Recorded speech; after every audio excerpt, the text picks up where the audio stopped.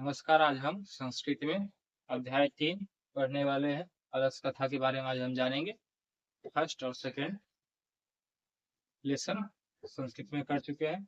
आज तीसरा लेसन है, तो इसका अर्थ के साथ हम पढ़ने वाले हैं। अलस कथा जो विद्यापति की रचना है। संस्कृत में छोटा सा स्टोरी दिया गया है जो मानव जीवन के लिए क्या है, बहुत उपयोगी है, महत्वपूर्ण है। तो आप सभी का दिव्यांशी ऑनलाइन क्लासेस में बहुत बहुत स्वागत है। करते हैं आज देखते हैं क्या सीखने के लिए मिलता है, जो सीखने के लिए जीवन के लिए बहुत ही महत्वपूर्ण चीज है। तो देखते हैं क्या है। अलस कथा चैप्टर 3। ये जो कहानी स्टोरी है अलस कथा, जब विद्यापति के द्वारा रचित क्या है, विद्यापति की रचना है। कौन से ग्रंथ से लिया गया है? पुरुष परीक्षा। ये जो रचना है अलस कथा, ये विद्यापति की पुरुष परीक्षा नामक ग्रंथ से लिया गया। अच्छे से सुनिएगा, समझिएगा, चैप्टर कॉन्सेप्ट बहुत क्लियर हो जाएगा। किसी कोई भी प्रश्न एग्जाम में अगर आता है तो आपसे नहीं छूटेगा। ठीक है, देख सकते हैं। और यह जो है विद्यापति की पुरुष परीक्षा नामक ग्रंथ से लिया गया स्टोरी कहानी है अलस कथा, जिसमें आलसी कुछ आलसी बहुत तरह के आलसी मानसिकता वाले लोगों के बारे में हम जानेंगे, और आलसी मानसिकता नहीं रखना है ये भी इसमें सीखेंगे, जो हमारे जीवन के लिए क्या है, उपदेशात्मक लघु कथा है। और विद्यापति क्या थे? विद्यापति मैथिली, अवहट्ट और संस्कृत तीनों भाषाओं में क्या थे? विद्वान थे। तीनों भाषाओं में ग्रंथ रचना की है इन्होंने। कौन कौन से? मैथिली ये मुख्य रूप से मैथिली और संस्कृत के रहे हैं, और अब अवहट्ट, ये तीनों भाषा में विद्वान रहे हैं, और तीनों भाषा में बहुत सारी रचनाएं इन्होंने लिखी है। पुरुष परीक्षा में धर्म, अर्थ और काम इत्यादि विषयों में संबंध में अनेक पुरुष परीक्षा में मनुष्य को धर्म, अर्थ और काम इत्यादि विषय के संबंध में क्या कहा गया है? धर्म के बारे में, अर्थ, काम इत्यादि विषय के संबंध में अनेक मनोरंजक कथाएं दी गई है।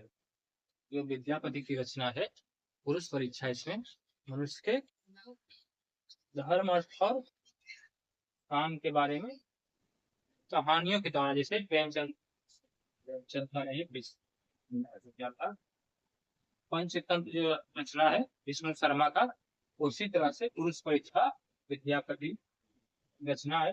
संस्कृत में ये रचना है, तो इसमें भी कहानियों के द्वारा ज्ञान की चीज बातों को बता है। आगे देखते हैं। अलस कथा में आलस के निवारण की प्रेरणा दी गई है। जो अलस कथा स्टोरी है, इसमें क्या बताया गया है? आलस के निवारण के बारे में। आलस किस तरह से आलस के निवारण की शिक्षा दी गई है। ये सही चीज नहीं है। आलस विकास को समाप्त करता है, एक तरह से विनाश का काम करता है। इस पाठ में संसार के विचित्र गतिविधि का भी परिचय मिलता है। इस पाठ में संसार के विचित्र गतिविधि के लोग काम छोड़ कैसे करते हैं, आलस करने के लिए क्या क्या दिमाग लगाते हैं, ये भी कहा गया है। आलस किसी भी काम को देर करे तथा उसे करने से बचने को कार्य है।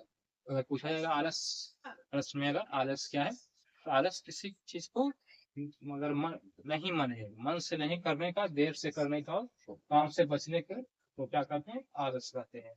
आलसी किसे कहते हैं? जो सुस्त यानी निकम्मा हो उसे आलसी कहते हैं। आलसी व्यक्ति जीवन में एक्टिव, सक्रिय नहीं होता है, समय पर वो अपना काम को नहीं करता है। इस स्वभाव के लोग को क्या कहते हैं? आलसी कहते हैं। वो इस काम से बचने के बहाने ढूंढते हैं या फिर अपना काम दूसरों से करवाते हैं। तो इस तरह के लोगों को आलसी माना गया, कहा गया। ठीक है, फिर अगला प्रश्न होगा। ये जो कहानी है, स्टोरी है, इसमें इसका सारांश, अलस कथा का सारांश बताना है। क्या है अलस कथा का सारांश? यह कथा जो है वो मिथिला के वीरेश्वर नामक मंत्री मिथिला, इस कहानी में अलस कथा जो लिखा गया विद्यापति के द्वारा संस्कृत में उनके ग्रंथ से लिया गया है। इस कहानी में मिथिला में वीरेश्वर नामक एक मंत्री थे। वीरेश्वर मंत्री का नाम है। उनका स्वभाव कैसा था? दानशीलता और दयावान से। वो स्वाभाविक रूप से दानशील और दयावान थे, अच्छे मंत्री थे, अच्छे स्वभाव था। वह अनाथों तथा निर्धनों को प्रतिदिन पुण्य का काम करते थे, भोजन खिलाने का काम करते थे। इससे आलसी भी लाभान्वित होते थे। मतलब वो अच्छे कर्म करते थे, लेकिन उनके कर्म को लोग अच्छे कर्म का लोग फायदा उठा रहे थे, लेकिन इनसे तो उनके कर्म में कोई प्रभाव नहीं पड़ता था। वीरेश्वर मंत्री जो पुण्य का काम करते थे, ठीक है। आलसियों को इच्छित लाभ की प्राप्ति उनके पुण्य के काम से, जो आलसी लोग थे उनको जो चाहिए होता था वो मिल जाता था। आलसी लोग क्या करते थे? जानबूझकर बहुत से लोग बिना परिश्रम टोन बढ़ाने वाले यहाँ इकट्ठे हो जाते थे, जिनको काम करने की इच्छा नहीं होती थी, वो भी इनके दान पुण्य में आकर फायदा उठाते थे। इसके पश्चात आलसियों को ऐसा सुख देखकर, मतलब कुछ लोग ये देखकर, होता ना देखा देखी काम करना, तो कुछ लोग ये देखकर भी क्या किए? अपने आप को भी बनावटी आलसी दिखाकर उस भोजन को दान पुण्य जो करते थे वीरेश्वर मंत्री, उसमें शामिल होकर वो भी आलसी जैसा ही व्यवहार करने लगे और इस दान पुण्य का फायदा उठाकर वही बैठकर खाने लगे। इसके बाद अत्यधिक खर्च को देखकर अलग सालस चलाने वाले लोगों में विचार किया कि छल से कपटी, तो क्या हुआ? लोग बढ़ जाने से उनका खर्च बढ़ गया। जो दान पुण्य काम करते थे वीरेश्वर मंत्री, तो उनका खर्च बढ़ गया। तो वहां पे जो दान करने वाले, जो कराने वाले जो लोग थे, उनको क्या विचार आता है? जो कपटी छल करके जो लोग, मतलब जिनको जरूरत नहीं है, वो लोग भी उस दान को ले लेते हैं, जिससे खर्च बढ़ गया। यह हम लोग की गलती है, इसकी जो आलस सारा चलाते थे उसमें जो एक्स्ट्रा लोग शामिल थे, तो उन आलसी जो लोग शामिल हो गए, आलसी लोग जो शामिल हो गए काम से बचने वाले, उसका परीक्षण करने हेतु उन्होंने आलस में क्या किया? आलसशाला में जहाँ लोग बैठे रहते थे, कुछ नहीं करते थे, खाना आता था तो खा लेते थे, वहां पे वीरेश्वर मंत्री के जो लोग थे आलसशाला जो चलाते थे, उन्होंने क्या किया? उस आलसशाला में आग लगा दिया और हल्ला कर दिया कि आलसशाला में क्या हुआ है? आग लग गया है। इसके बाद घर में लगी हुई आग, इसके बाद आग बढ़ती जाती है। बढ़ती हुई आग को देखकर क्या करते हैं? जो चालाक लोग, जो धूर्त लोग थे, जो बनावटी आलसी बने थे, वो लोग भाग जाते हैं। लेकिन उनमें से 4 पुरुष अग्नि का आभास पाकर भी अपने स्थान पर वैसे ही, लेकिन 4 आलसी ऐसे थे इस कहानी जो है 4 आलसी, वो उसी घर में, आग लगा हुआ घर है उसी घर में, भाग नहीं रहे, वो इतना आलसी है इसके बनकर वैसे ही बने रहकर बात करने लगे कि कोई इतने आलसी थे कि उनको लगता था कि कोई उससे आके क्या करे, अग्नि से निकाल दे या फिर आग से बचा ले। अंततः व्यवस्थापक इस संबंध में उनकी आपस की वार्तालाप को सुनकर बढ़ी हुई आग को ज्वाला संरक्षण है तो क्या करते हैं? उसे बचा लेते हैं। देखते हैं कि ये इतना आलसी है कि ये खुद को बचा भी नहीं, इतना आलसी हो गया है, खुद को बचाने का भी उम्र में नहीं सोचता है। ये दयावान लोग क्या करते हैं? दयावान लोग, वीरेश्वर मंत्री के जो लोग थे, वे दयावान लोग उसे जीवित बचाते हैं। अतः उन्हें मदद की पूर्ण जरूरत होती है, उन्हें लगता है कि इतने आलसी है कि मर भी जाएंगे आलस के कारण, अपना जान दे देंगे आलस के कारण। तो वे दयावान लोग थे, तो क्या किए? इसकी मदद कर दी। आग तो खुद ही लगाए थे परीक्षा लेने के लिए, आलसी लोग क्या हो, खर्च बढ़ गया था और जो जरूरी लोग था उसका हक वो खा रहे थे। और वो 4 लोग वो बचाते हैं चारों आलसियों को, और अधिक चीजें मंत्री देने लगी। और उसको बचाने के बाद, उसके बाद उनको लगा कि ये सच में जरूरत के लायक है, आलसी है, तो उससे उसके बाद और भी ज्यादा चीजें मिलने लगी। चलिए आगे पढ़ते हैं, चैप्टर में क्या क्या दिया गया है। संस्कृत और उसका अनुवाद दोनों इसमें पढ़ते हैं, ठीक है। तृतीय पाठ आलस का था। अयम पाठ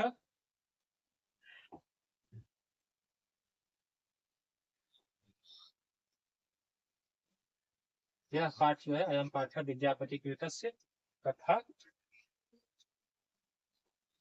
यह जो पाठ है अयम पाठ यह पाठ विद्यापति कृत, विद्यापति की रचना है। कथा ग्रंथ उनकी रचना के कथा, जो कथा है उनकी विद्यापति की रचना से। कौन से रचना से? पुरुष परीक्षा से, पुरुष परीक्षे पति नामकस्य अंश विषय, पुरुष परीक्षा के अंश से ये लिया गया है। पुरुष परीक्षा सरल संस्कृत भाषाया कथा रूपेण विभिन्न मानव गुणान महत्व वर्णति दोषानाम च निराकरण शिक्षा ददाति। और विद्यापति की रचना है पुरुष परीक्षा, इसमें क्या क्या बताया गया है? पुरुष परीक्षा में जो सरल संस्कृत भाषा में कथा के रूप में अलग अलग तरह के मानव के गुण के महत्व के बारे में वर्णन किया गया है। दोषा नाम, उनके दोष को बताया गया, उसके निराकरण, दोष भी बताया गया है, उसका निराकरण कैसे करना, उसका उपाय को भी बताया गया है। और यह शिक्षा हमें पुरुष परीक्षा से मिलती है। यह पाठ विद्यापति रचना के ग्रंथ पुरुष परीक्षा से लिया गया है। अंश छोटा सा अक्षरी लिया गया है। पुरुष परीक्षा ग्रंथ में मानव के गुण का प्रकाश लाया गया है, दोष के दूर करने की शिक्षा भी दी गई है। चलिए आगे देखते हैं। पाठ में ये पाठ का अनुवाद हिंदी अर्थ है।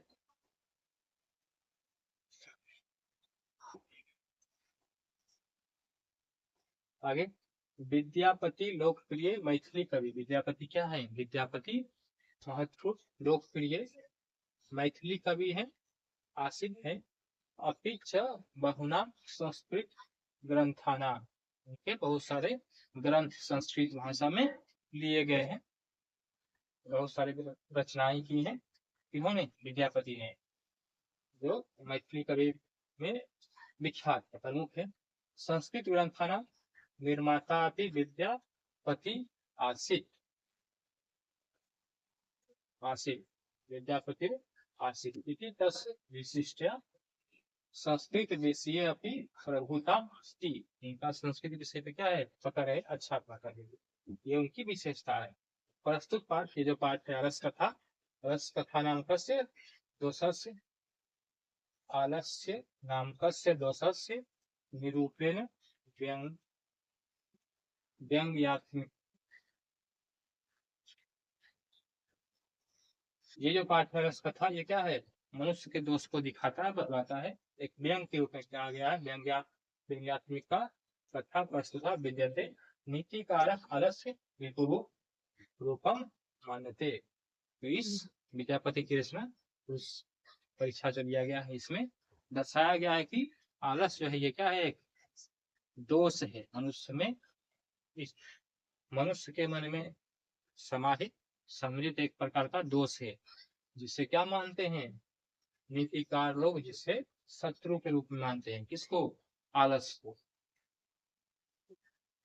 विद्यापति की लोकप्रिय मैथिली कवि थे, अनेक संस्कृत भाषाओं, संस्कृत में उन्होंने बहुत सारी रचनाएं की है। उनकी विशेषता संस्कृत में क्या है? बहुत महत्वपूर्ण है। पाठ में आलस्य दोष साबित करने के लिए व्यंग्यात्मक कहानी लिखा गया, प्रस्तुत किया गया। नीतिकार लोग क्या मानते हैं? आलस, आलस को अपना शत्रु मानते हैं। मानना भी चाहिए, जो महत्वपूर्ण है, ठीक है, जरूरी है, आलस नहीं करना चाहिए। आगे देखते हैं। आसित मिथिलाया, तो कहानी शुरू होता है। आसित, यह मिथिलाया, मिथिला के वीरेश्वर, सारांश में बता चुके थे, वीरेश्वर नाम के मंत्री थे। वीरेश्वरो नाम मंत्री स्वभाव का स्वभाव कैसा था? दानशील करुणिका सर्वेभ्यो दुर्गतेभ्यो अनाथेभ्यश्च दुर्गतेभ्यो अनाथेभ्यश्च प्रत्यमिच्छा भोजनम दापयति। तो जो मिथिला के मंत्री थे वीरेश्वर, उनका स्वभाव कैसा था? दान करते थे। वे दुखी लोगों की मदद करते थे, एक तरह से दान देकर।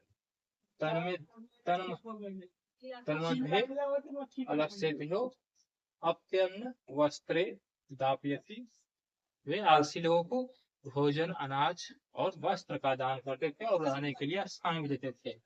मिथिला में वीरेश्वर नाम के मंदिर थे, वह स्वभाव से धार्मिक थे, तो ये हिंदी बता चुके हैं। क्योंकि आगे क्या है,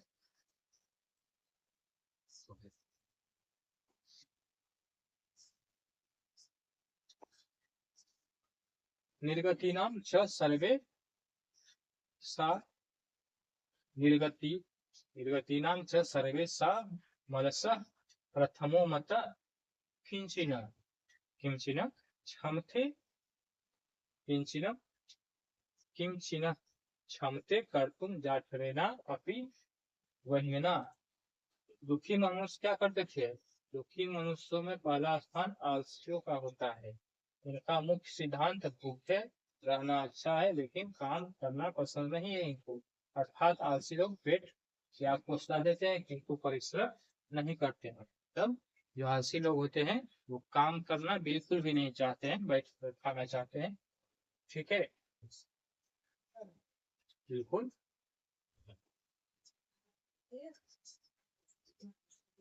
अच्छे से समझिएगा।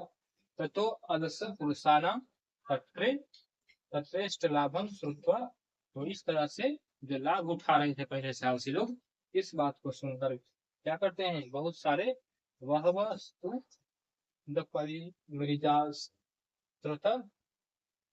वर्तुलिके भूत वर्तुलिके भूत यत दिया गया है। तत्तो अलस्य पुरुषाणाम तत्रेष्ट लाभम श्रुत्वा, लालची को लाभ मिल रहा था वीरेश्वर मंत्री के द्वारा, ये बात को सुनकर बहुत सारा वस्तु अस्तुंद परिमृजा वर्तुलिम भू यत, क्या कहते हैं, यह बात को जानकर सुनकर उनके खून पेट भरे हुए हैं वे भी वहां पे जमा हो जाते हैं और उस दान पुण्य का खर्चा बढ़ा देते हैं, जो दान पुण्य कर रहे हैं उस लोगों का। आगे है स्थिति सपर्य मूला ही सर्वेशम अपनी सहते सजाति नाम सुखम दृष्टवा के न धावंती जनतव। तो क्या होता है, सुविधाजनक स्थिति को देखकर सभी लोग उससे प्राप्त करना चाहते हैं। कौन ऐसा जीव अपनी जाति का सुख देखकर नहीं दौड़ता है। अगर कुछ रुपया पैसा रुपया कौन होगा जो ये ऐसा नहीं करना चाहेगा। उसी तरह से आलस तथा में जो आलसी लोग थे, इस आलसी लोगों के बारे में जानकर जिसको बिना कुछ किए इतना अच्छा व्यवस्था मिल रहा था वहां पे जमा हो गए थे। अर्थात सभी अपने अपने जाति का सुख देखकर आकृष्ट होते हैं, उसी ओर जाना चाहते हैं। ठीक है, चलिए आगे देखते हैं।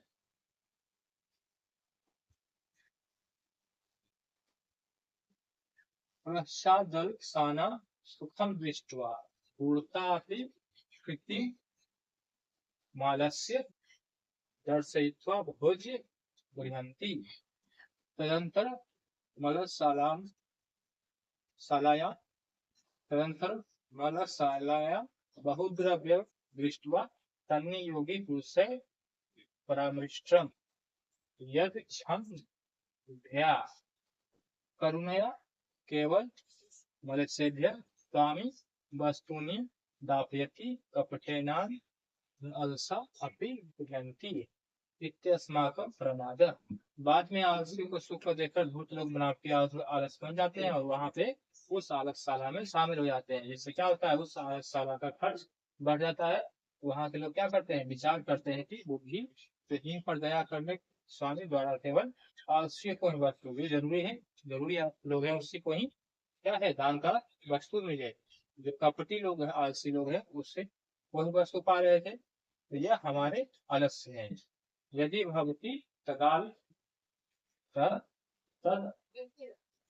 तद अलस पुरुषाणाम परीक्षा कुर्म, तो वहां के लोग अलसशाला के लोग क्या करते हैं, खर्च बढ़ गया था शामिल हो गए थे उस लोग के कारण, तो पुरुषाणाम परीक्षा लेते हैं।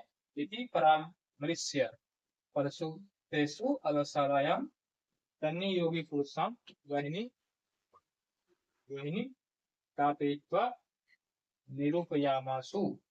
इसलिए उस आलसियों की जांच करने के लिए ऐसा विचार करकर सोया अवस्था में आलसशाला की व्यवस्था करते हैं, उस आलसशाला में आग लगा देते हैं। जांच करने के लिए, लोभ को कम करने के लिए। तत्वगृह तो क्या था कि वो सारा में आग लग जाता है और आग धीरे धीरे बढ़ रहा था। अग्नि दृष्टवा धूर्तो सर्वे पलायन्ति। जितने भी धूर्त दुष्ट बने थे हुए पलायन मतलब भाग जाते हैं। पश्चात दलसा अपि पलायति। तो बीस दलसा वो आलस बनाते आलस के वो भाग जाते हैं। इसके बाद घर में आगे लगकर सभी धूर्त लोग बाहर भाग जाते हैं। चत्वार चार पुरुषास्त्रैव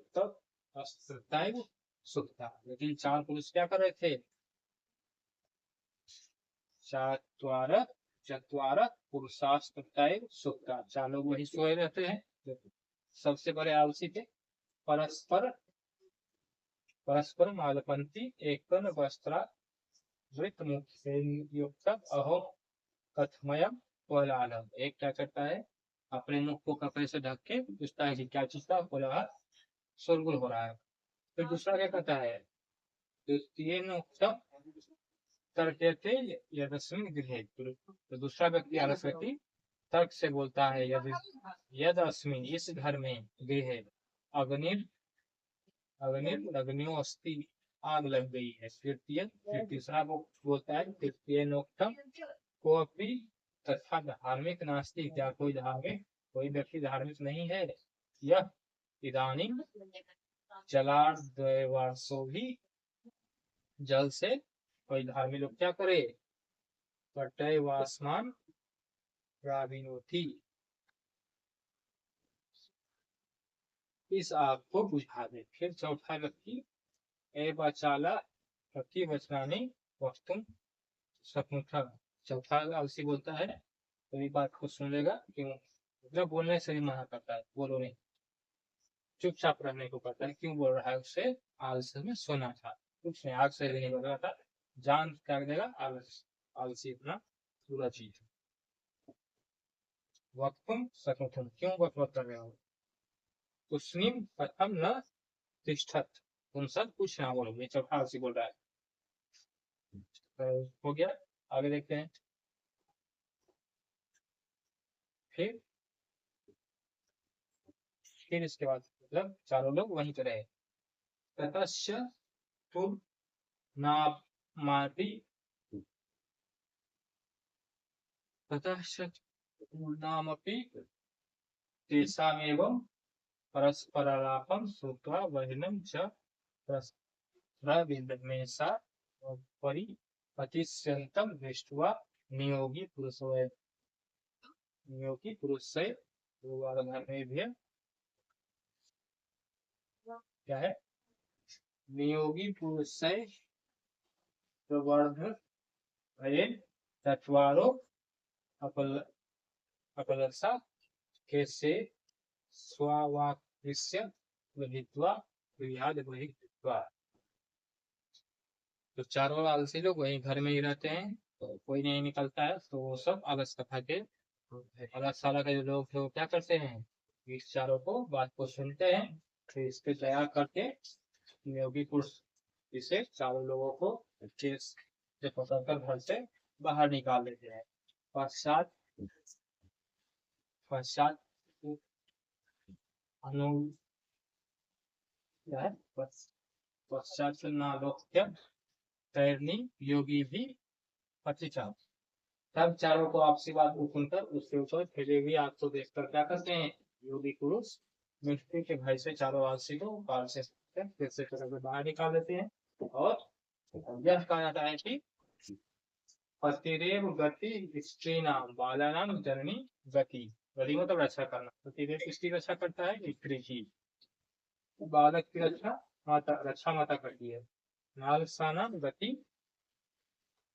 प्राचीन लोके तरुणकम लीला। जो अलसानाम जो आलसी लोग हैं उसकी रक्षा कौन करता है? प्राचीन लोके करुणिकम बिना। और इन संसार में जो आलसियों की रक्षा है वो दयावान पुरुष के द्वारा ही किया जाता है। ये रक्षक है उनसे। फिर आगे चारों को बचा लेते हैं रसाला के लोग। फिर पश्चातेषु चतुर्स वंशेषु ततो अप्यधिकतरम वस्तु मंत्री दापयामास। और उसके बाद क्या करते हैं, जान जाते हैं ये सब सबसे बड़ा आलसी है। उसके बाद मंत्री के द्वारा, गृहस्थ मंत्री के द्वारा उसे और भी वस्तु दी जाती है। तो इससे कुछ प्रश्न भी दिया गया है, प्रश्न को कर लेते हैं। गृहस्थ मंत्री कौन थे मिथिला के, वहां के मंत्री थे, मिथिला के मंत्री थे। कौन थे गृहस्वर, मिथिला के मंत्री थे। अगस्तला में आग क्यों लगाई गई थी, आलसी लोगों को परीक्षा लेने के लिए, लगाने के लिए नहीं, परीक्षा के लिए। जो सही आलसी है, जो जरूरी लोग है उसी को भोजन दान मिले, फालतू लोगों को नहीं। अलस कथा के रचयिता कौन है, विद्यापति।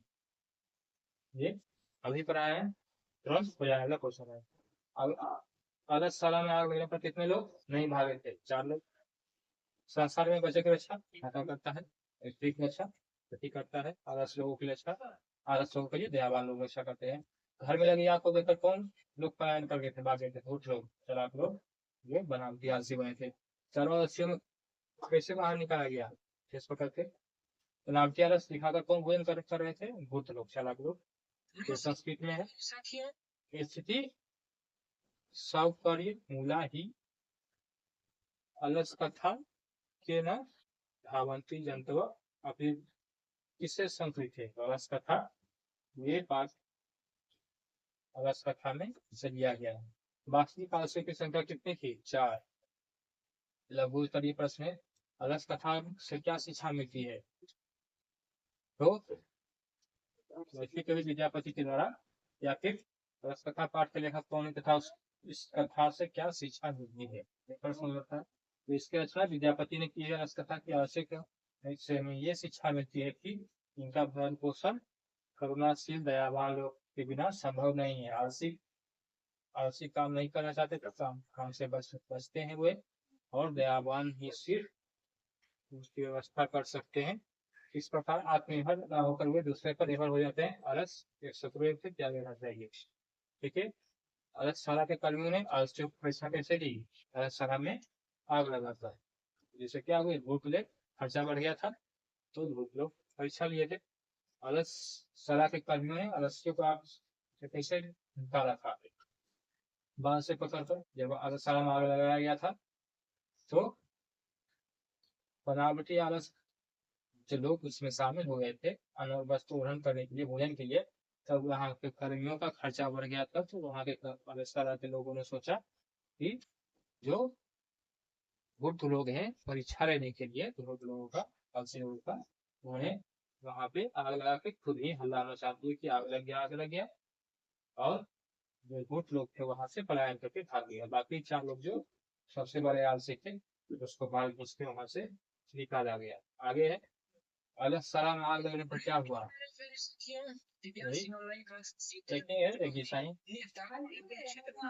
भूत आलसी कितनी वाले भाग गए, लेकिन 4 आलसी वहीं पे सोए रहे, आपस में बात करते रहे। क्या करे, कोई दयावान पुरुष उसको दया करके उन लोगों को सोचा कि उन्हें वहां से निकाल दे।